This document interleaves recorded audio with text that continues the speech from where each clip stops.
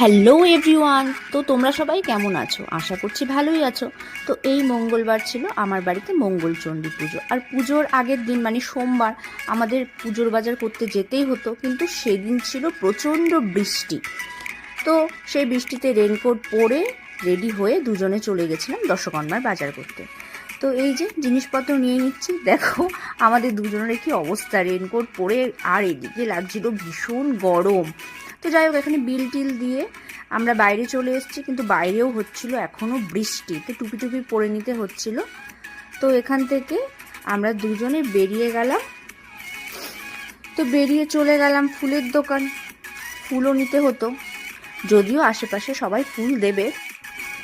এই ফুলের দোকানে আসলে কেমন জানি হারিয়ে যাই, ভীষণ ভালো লাগে আমার ফুল। তো যাই হোক, এখান থেকে কিছু গাঁদা ফুলের চেন নিয়ে নিচ্ছিলাম, কি সুন্দর লাগছে দেখো। যাই হোক, এখান থেকে নেওয়া হয়ে গেছে, কিন্তু ভীষণ বৃষ্টি হচ্ছিল বাইরে, দেখো আশা করি বোঝাতে পারছি।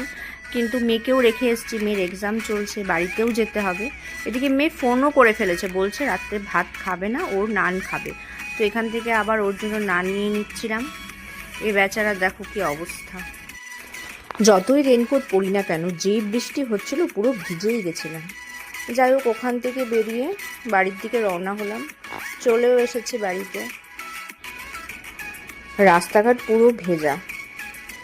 এই যে দশকর্মার বাজার আমার হাতে।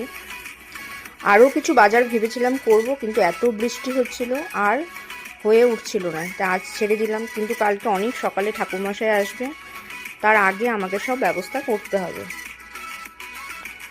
যাই হোক, এই যে ঠাকুর ঘরের সব বাসন টাসন ধুয়ে যা যা রেডি করার করে নিয়েছিলাম, যাতে সকালে অতটা চাপ না হয়।